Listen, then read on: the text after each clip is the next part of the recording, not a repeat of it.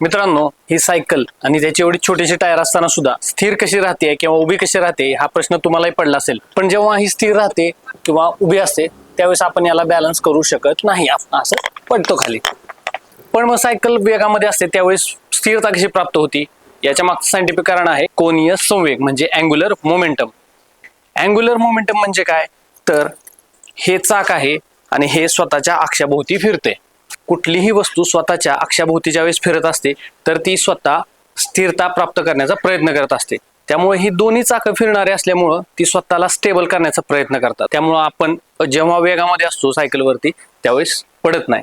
पण मग स्थिर असताना याच्यामध्ये वेगच नसतो, त्यामुळं हे स्थिरता प्राप्त करू शकत नाही. त्यामुळे आपली सायकल खाली पडते. कशी वाटली माहिती कमेंट करून नक्की सांगा आणि अशा सायंटिफिक व्हिडिओसाठी आपल्या प्रशालाच्या YouTube आणि Instagram चॅनलला सबस्क्राईब आणि फॉलो करायला विसरू नका.